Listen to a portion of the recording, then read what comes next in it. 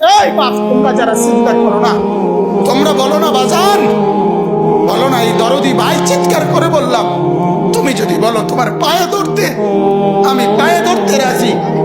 তুমি যদি বলো তোমারে জড়িয়ে ধরে কাঁদতে, আমি কাঁদতে রাজি।